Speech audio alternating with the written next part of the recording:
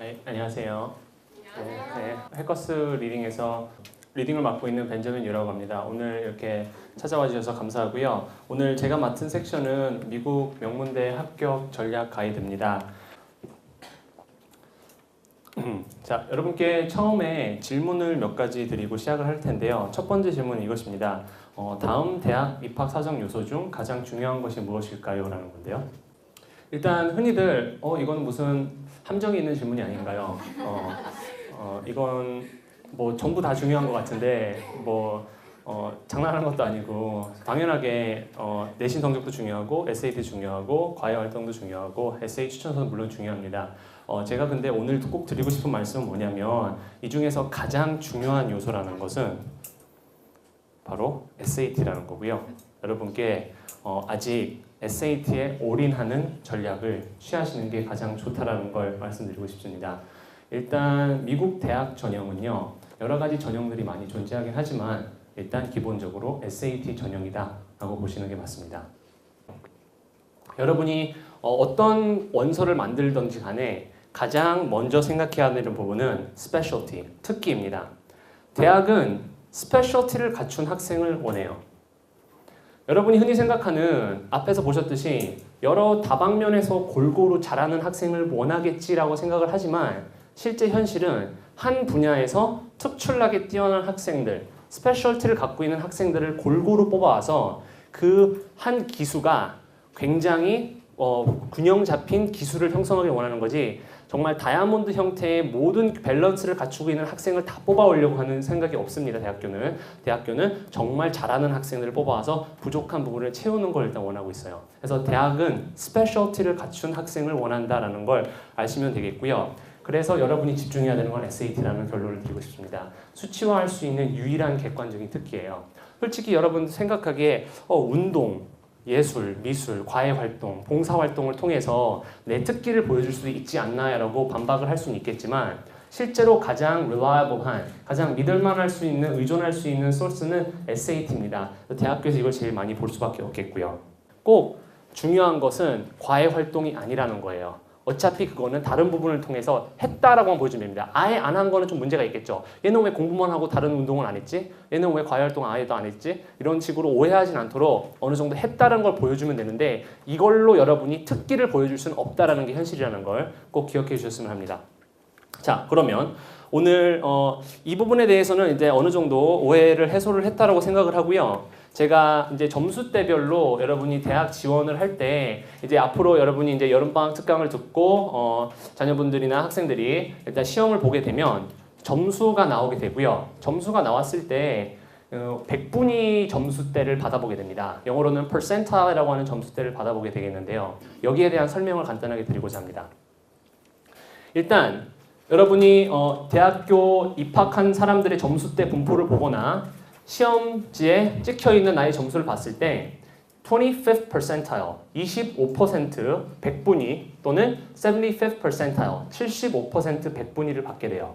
자, 여기에 대해서 이해가 좀 안 되시는 분들이 많기 때문에 설명을 간단하게 해드리자면 내 본인의 점수대가 25%에 해당한다는 말은 내 뒤에 25명이 있다는 겁니다. 100명 중에서 100명이 시험을 봤는데 내 뒤에 25명이 있고 나는 그 바로 앞에 있는 점수대인 거야. 내 위에, 내 앞에 75명이나 나보다 시험을 더 잘 봤다는 소리입니다.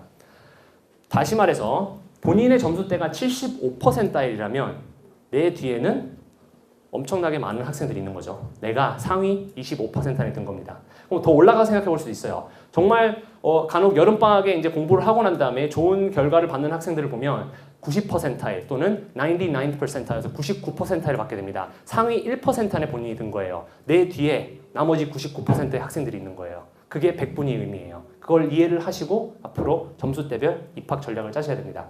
자, 그러면 일단 이 부분에 대한 이해를 하셨으면 같이 점수대별 대학 지원 가이드라인을 한번 보실 텐데요. 일단 합격률별로 일단 한번 나눠봤습니다. 35% 이상의 굉장히 합격률이 그나마 좋은, 준수한 높은 학교들입니다. 그리고 합격률이 좀 어려운 20에서 25%의 학교들은요, 좀 들어가기 어려운 학교들이에요. 우리 랭킹을 보시면 알겠지만 US 뉴스 랭킹에서 15위에서 25위권에 정말 상위권에 정말 좋은 학교들이 일단 입학률이 합격률이 이 정도가 되겠고요. 여기 나와 있는 부분은 일단 15위권 안에 드는 최상위권의 명문대 아이비리그급의 학교들은요 합격률이 5에서 15%입니다. 그리고 대부분의 학생들이 일단 목표로 삼는 건요 이 부분에 있는 겁니다. 합격률이 일단 한 35%, 40% 또는 50% 이상의 그런 학교들인데요. 이 학교들도 보면은 45위에서 45위권, 그래서 50위권 학교들이 이렇게 형성이 되어 있는데요. 일단 본인이 어떤 대학에 지원하는가에 따라서 점수 목표를 설정을 하셔야 됩니다. 일단 합격률이 굉장히 그나마 좋은 학교들은요. 여러분이 평균, 다시 말해서 50th percentile이에요. 50%에서 75%의 점수만 있어도 충분히 35% 이상의 점수대에는 일단은 합격률이 상당히 올라갑니다. 하지만 밑으로 내려가면 내려갈수록 합격률이 합격률이 낮아지면 낮아질수록 랭킹 위에서는 올라가면 올라갈수록이요 요구되는 점수가 더 많아져요. 솔직히 20에서 25%의 합격률을 자랑하는 학교에서는 여러분이 75%의 점수 이상을 받아야지 안정권으로 볼 수 있습니다. 오케이? 이거는 당연히 GPA가 어느 정도 받쳐준다라는 전제합니다. 학년 석차가 어느 정도 받쳐준다라는 전제하에서 이런 식으로 진행을 하셔야겠고요. 마찬가지입니다.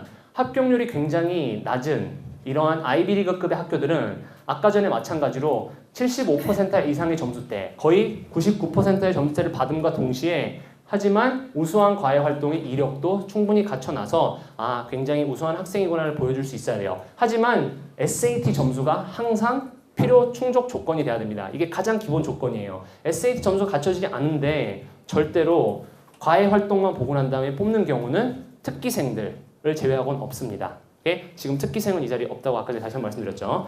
그 부분 생각하시고요. 자, 일단 그 부분 이해하셨으면은 지원 전략에 대해서 일단 간단히 설명드리자면 미국에 있는 대학교에 지원을 할 생각이 좀 있으신 분들이라면 일단 대학을 지원을 할 때 10개에서 15개 정도, 한 12개 정도를 일단 평균적으로 제가 대학 지원을 하라고 추천을 드립니다. 선생님 근데 12개의 대학교를 지원을 하려면 돈이 너무 많이 드는데요. 한 번 지원할 때마다 한 학교당 거의 한 10만 원 이상씩 들죠. 100불에서 한 200불까지 드는데 그러면 돈이 너무 부담스러운데요 라고 하시는 분들이 있는데 이거는 어쩔 수가 없습니다. 미래를 생각해서 투자라고 생각을 해야 돼요. 간혹 어떤 학생들 봤냐면 굉장히 점수가 잘 나왔어요. 실제로 저희 학원에서 재작년에 수업을 듣고 1,560을 받은 학생이 있었는데 집안에서 좀 경제적으로 부담스러운 나머지 미국 학교는 아예 지원을 안 했어요.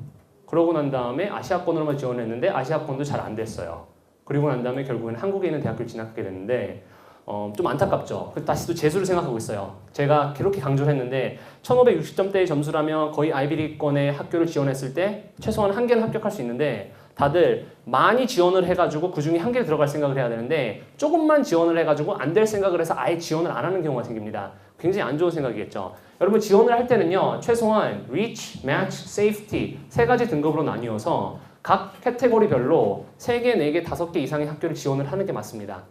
이건 전략적인 거예요. 어차피 지원을 하고 합격을 했을 때 그 학교를 입학하고 내가 나중에 졸업함으로 인해 가지고 돌아오는 보상이 더 크기 때문에 지금 몇백만 원 들여서 지원서를 낼 수는 있어요. 하지만 나중에 연봉으로 취업을 했을 때 그거에 따른 이득, 그리고 더 높은 수준의 학교에 가서 만나게 되는 사람들, 인맥의 수준, 이걸 고려했을 때 전혀 아까운 돈이 아니에요. 그래서 지금은 물론 지원을 할 때 10개에서 15개의 학교를 지원하면 시간도 많이 들고 돈도 많이 드는데라고 고민이 되고 망설임이 있을 수 있지만 반드시 좋은 학교에 지원을 많이 하셔야 됩니다. 점수대가 높게 나오고 본인의 SAT 점수가 받쳐준다면 최소한 10개 이상의 학교를 지원한다면 어떤 학교에서는 물론 받아주지 않을 수 있지만 일부 학교에서는 반드시 받아줄 겁니다. 그걸 전략으로 삼고 가셔야 돼요. 자, 일단 리치 학교에 대한 설명을 간단하게 드릴 텐데요. 리치 학교는요. 합격률이 20%의 학교는 전부 다 리치라고 보시면 됩니다. 본인의 점수대가 얼마나 높던지 간에 물론 최상위권의 점수를 갖고 있다면 좋겠지만 본인의 점수대가 만약에 50에서 75%의 점수대로 굉장히 입학 확률 자체가 그냥 평균적이에요. fair한 수준의 그런 점수대를 갖고 있다면 이렇다면 여러분이 이거 학교를 리치 등급으로 매겨두시면 됩니다. 그래서 대부분의 아까 전에 보여드렸던 15위에서 최상위권의 학교들은 모두 다 리치 학교에 속하게 되겠고요. 본인이 만약에 25%의 점수대를 가지고 입학을 할 수 있다라는 생각을 하게 된다면 이거 잘못된 사실이에요. 여러분이 평균적인 학생이라면 25%의 점수대로는 들어갈 수가 없습니다. 조금 이따가 이것도 보여드리긴 할 거예요. 25%로 합격을 한 학생들이 있긴 있지만 그 학생들은 아까도 말씀드렸지만 운동선수들, 특기생들, 아니면 예술적인 감각이 뛰어나서 학교에서 끌어가려고 하는 학생들이 25%의 점수대로 그렇게 높은 수준의 학교에 들어가게 됩니다. 그래서 이거 확인해 주시고요. 매치 학교는요. 일단 합격률은 저만큼 높진 않지만 랭킹도 엄청 높진 않지만 어느 정도 여러분이 상위권의 점수를 갖고 있다면 입학 확률이 굉장히 강한 그런 학교들을 매치 학교라고 합니다. 그래서 본인의 점수대와 딱 들어맞는 학교들을 매치 스쿨이라고 분류를 하고요. 세이프티 스쿨 5개입니다. 5개를 지원할 때도 기본적으로 acceptance rate이 40% 이상인 학교들을 한 5개 정도는 안정적으로 지원을 하면 괜찮아요. 그러면 그 중에서 무조건 한두 개는 합격을 할 수 있게 됩니다. 이 학교 같은 경우에는 여러분이 75%의 점수 이상을 갖고 있다면 굉장히 입학률이 올라가겠죠. 그래서 확인을 하시고요. 이 학교들은 특징이 50위권에서 이 정도 학교들입니다. 그래서 50위권, 60위권, 70위권의 그런 중하위권의 마이너 주립대들이 이 부분에 속하게 될 텐데 미국의 대학교 일단 가긴 가야 되기 때문에 하나 정도는 합격을 해야겠다라고 세이프티를 안정적으로 합격을 원하는 학교가 있다면 이렇게 지원하는 전략을 채택하시는 게 좋겠죠. 그리고 일단은 합격률이 높기 때문에 점수대가 조금 떨어지더라도 일단은 매치가 될 수 있다는 거 확인을 해주시면 되겠습니다. 오케이? 자, 다시 한번 요약을 해드릴게요. 9학년은 일단 어떻게 한다? 10학년 말까지 PSAT, SAT 학습을 조금씩 방학 때마다 또는 온라인 과정을 통해서나 뭐 여러 가지 문제집을 통해서 학습하는 걸 추천을 드립니다. 10학년은요. 여름방학 전에 5월, 6월에 SAT를 한 번 정도 보는 걸 추천드리는데 혹시라도 못 봤더라면 그 이후에 나중에 10월이나 아니면 12월에 보는 것도 나쁘지는 않아요. 오케이? 일단 너무 빨리 봐놓는 것도 그렇게 좋은 건 아닌데 혹시라도 9학년 때 내가 PSAT나 여러 가지 학습을 통해서 준비가 됐다라고 느껴지면 한 번 정도 보고 내가 위치가 지금 어느 정도에 있는가를 확인하는 거는 나쁘지 않은 전략이에요. 자, 11학년, 2학년한테는 제가 뭘 추천드리냐면 본인의 목표를 높이 잡으면 높이 잡으면 좋습니다. 저는 학생들한테 너는 어차피 여기밖에 못 가니까 여기만 공부해 이렇게 안 해요. 항상 더 높은 데 갈 수 있고 더 많이 공부할 수 있고 더 좋은 데 갈 수 있기 때문에 항상 본인의 포텐셜이나 잠재력을 최대화시킬 수 있는 탑 30위권 안에 대학을 진학할 수 있는 점수대 1500점 이상이 나올 때까지 SAT를 한 3번 정도까지는 봐도 괜찮다고 합니다. 흔히들 이런 생각을 많이 해요. 뭐 다른 데 가서 설명을 듣거나 뭐 다른 학원에서 이렇게 말을 많이 합니다. SAT는 뭐 2번이나 뭐 어느 정도만 보는 게 좋고 너무 많이 보면 안 좋다고 라고 하는데요. 그거는 그냥 그 정책 자체를 SAT에 너무 막 빠져가지고 사람들이 칼리지 보드나 이런 데 돈을 너무 많이 쓰거나 너무 시험 하는 걸 피하기 위해서 좀 약간 권장하지 않는 것 뿐이지 여러분 솔직히 3번 하고 4번 봐가지고 마지막에 4번째 점수가 1570, 80 나오면요 그 점수로 좋은 대학교 가는 거예요. 오케이? 이걸 가지고 학교에서 잠깐만 넌 4번이나 봤고 하니까 넌 좀 점수를 1580이 아니라 4번 봤으니까 한 40점 깎을게 이런 거 안 나와요. 오케이? 전혀 그런 상황은 발생하지 않습니다. 근데 굉장히 이거 오해를 되게 많이 하고 있어요. 여러분이 생각해야 되는 이거예요. 점수에 향상 곡선만 있으면 돼요. 오케이? 점수에 향상 곡선만 있으면 내가 처음에 10학년 때 SAT를 봤어. 처음에. 근데 1200이 나왔어. 근데 12학년 마지막에 12학년 12월 달에 대학교 지원하면서 마지막으로 SAT 봤는데 1570이 나왔어요. 그럼 학교에서는 이 학생은 엄청난 잠재력을 갖고 있구나. 항상 임프루브먼트가 있는 학생이구나. 올라간 학생을 보여줄 수 있는 거예요. 오케이? 근데 반대로는 이렇게 생각할 수 있어요. 좀 안 좋게 예시를 들면은 모의고사를 엄청 많이 보고 연습을 아무리 했는데도 점수가 정말 끝까지 안 올라가는 학생이 있어요. 그러면 굳이 SAT에 너무 많이 신경을 쓸 필요는 없습니다. 오케이? 차라리 원서를 더 많이 쓰고 에세이를 좀 더 튜닝을 하고 그런 걸 추천을 많이 드려요. 내가 10학년 때도 쳤는데 1300이고 11학년도 계속해 1300이 모의고사 쳐도 1300이고 시험을 2번째 본다고 해가지고 11학년 때 말에도 한번 봤는데 그때도 1300이 나왔고 12학년 여름방학 때 아무리 공부를 했는데도 1300밖에 안 나왔어. 물론 그러면 안 되겠죠. 근데 1300이 계속해서 1300이야. 1300의 벽을 넘어설 수가 없어. 그러면 계속해서 보는 건 무의미하죠. 시간과 돈 낭비고 학교에서는 얘는 계속해서 정체되어 있는 학생인데 라고 볼 거 아니야. 그러면 볼 필요가 없습니다. 본인이 본인의 스스로를 파악을 하고 난 다음에 이걸 봐야 될지 말아야 될지 결정을 하셔야 돼요. 오케이? 일단 그런 부분 생각을 하시고요. 자, 이 부분은 일단 많이 들어보셨을 겁니다. 수시, 조기, 정시에 대한 내용인데요. 일단 early decision, early action, regular decision이라고 해서 이렇게 세 가지로 구분이 되는데 간단하게 설명을 드리자면 학교 선택이 있어가지고 early decision 경우에는요. 딱 한 학교만 갈 수 있어요. 지원을 해가지고 이거 binding이라 써있는 게 뭐냐면 법적인 구속력이 있다는 소리입니다. 만약에 내가 학교를 지원을 했는데 내가 하버드가 드림스쿨이야. 나 하버드 꼭 가야겠어. 못 가면 죽을 것 같아. 그래서 하버드를 지원을 했어요. 나는 하버드 가면은 무조건 나는 하버드 합격하면 무조건 간다. 이거 당연하죠. 누가 하버드를 안 할까? 근데 문제는 early decision으로 해도 하버드는 확률 자체가 굉장히 낮죠. 합격률이 5%도 안 되니까 막 3%, 4% 이렇게 되니까.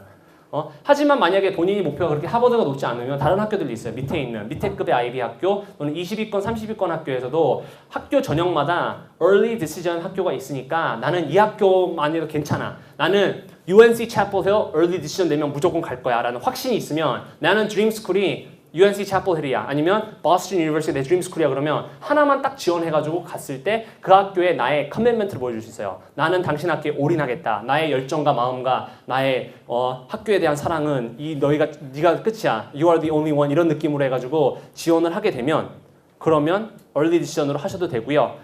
그때는 최종 응시가 좀 빨라집니다. 10월 SAT를 마지막으로 보고 학교를 지원해야 되고요. 11월에 넣고 합격 통보가 12월쯤에 나와요. 그러면 이제 2학기를 신나게 노는 거죠. 그렇게 해서 2학년 생활을 좀 더 편안하게 보낼 수 있고요. 일반적으로 대부분의 학생들은 regular decision을 하게 되겠죠. 아니면 early action 하거나 early action 같은 경우에는 법적인 구속력은 없고요. 한 개 학교 이상의 약간 수시의 느낌으로 넣어보고 합격 통보는 조금 빠르긴 합니다. 그래서 1월달 정도에 나오긴 하는데 이것도 원서 접수 마감 시기가 일단 뭐 11월 그리고 SAT 응시 시기도 좀 빠릅니다. 확인하시고요. 보통은 일반적으로 일단 지원을 할 때 regular decision은 아까 전에 얘기했지만 10개에서 한 15개 정도 학교 지원하는 게 좋고요.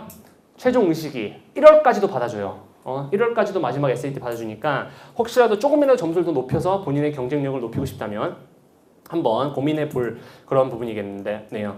원서 접수 마감 시기는요 12월 말에서 2월까지도 되겠고요 학교에 따라서 그리고 합격 통보 시기는 3, 4, 5월까지 해서 좀 늦어집니다. 그래서 좀 대부분의 학생들이 이렇게 지원하는 만큼 본인의 적합한 전략을 일단 취하시는 게 좋겠고요. 오케이? 자, 마지막으로 그냥 2016년에 하버드에 입학한 학생이고 UCLA에 입학한 뭐 학생들의 스펙을 몇 가지 보여드리고 일단 마치고자 하는데요.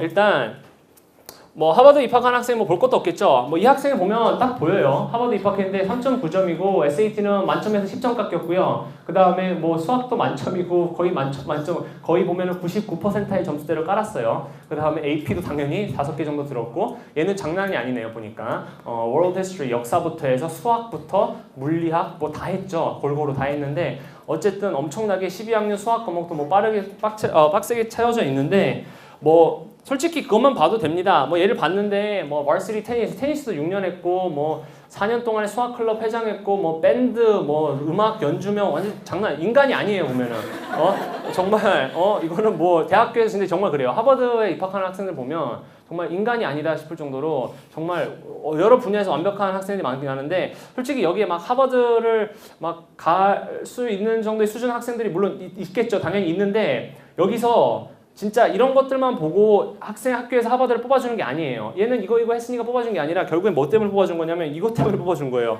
얘가 SAT 점수가 이렇게 안 높고 AP 이런 거 없는데 그냥 얘는 테니스에서 뽑아주고 이런 거 없습니다. 오케이? 다른 것도 마찬가지입니다. UCLA 들어간 학생 보면 엄청 높죠. SAT도 높고 2도 있어요. 많아요. SAT 이런 아까 전에 제가 말씀드렸던 부분이 계속 적용됩니다. 30위권 이상 학교에서는 지원하려면 SAT2가 있을 수밖에 없어요. 전략을 잘 짜셔야 돼요. AP를 당연히 해야 됩니다. 근데 내가 본인이 미리 정해야 돼요. 내가 아무리 시간 투자하고 공부 노력을 해도 나는 정말 점수는 안 오를 것 같고 시간 낭비, 돈 낭비일 것 같아. 그러면 빨리 결정을 해야 돼요. 나는 42, 50위권이 목표고 SAT1만 무조건 1450에서 1500 찍어가지고 그냥 간다. 라고 생각하면 돼요. SAT2 시간 낭비할 필요 전혀 없습니다. SAT 뭐 AP를 뭘 듣고 선생님 Honors AP 뭐 상관 있나요? 전혀 상관없어요. 그냥 본인이 SAT1만 잘 봐서 가면 되는 겁니다. 오케이? 자, 뭐 여러 가지가 있었는데요. 그 부분 일단 또 보시고요. SAT2가 어느 정도 갖춰져 있죠. 근데 학교 뭐 랭킹 이런 것도 중요해요. 학교에서 학년 석차가 몇 점 정도 되는가 이런 것도 생각을 할 수밖에 없겠고요. 이렇게 과외활동, 인턴십, 봉사활동 해가지고 보면 알겠지만 학교들을 이렇게 한번 볼까요? UCL의 학생 보니까 뭐 비슷비슷한 대학교 되게 많이 됐어요. 해가지고 가는데 결국에는 점수대가 그렇게 높지 않았기 때문에 아이비리그인 유펜에서는 좀 약간 입학 보류가 됐고 같은 급의 UCSB, UC Irvine, UC 샌디에고 이런 데는 다 됐어요. cal poly 나중에 뭐 대학교, 기술 전문 대학교 이런 데도 다 되긴 됐는데 중요한 건 그 중에서 다 된 것 중에서 가장 좋은 데를 갔죠. UCLA를 갔어요. 그래서 이런 식으로 지원 학교를 보기만 하더라도 최소한 한 10개 정도 지원을 합니다. 그 중에서 한 10개 지원해서 거기 맞는 학교에 입학을 하게 되는 겁니다. 그래서 자 보시면 되겠고요. 250시간 봉사활동 전혀 안 중요해요. 다 250시간이에요. 어디서 했는지 무슨 상관이에요. 모르겠어요. 단체 이름을. 입학사정관 이걸 찾아볼 시간이 없겠죠. UCLA 해마다 몇만 명이 지원을 하는데 파바가 뭔지 왜 찾아보겠어요. 전혀 안 봅니다. 오케이? 이런 거 생각 잘 해주시고요. 자, 하지만 제가 이렇게 많이 말씀을 드렸지만 마지막은 좀 훈훈하게 마무리를 지어야 될 것 같아요. 그렇기 때문에 대학 선택의 가장 중요한 기준은 뭐냐면 점수도 아니고 나중에 얼마의 연봉을 벌 것도 아니고 학비도 아니고 이런 건 다 아니에요.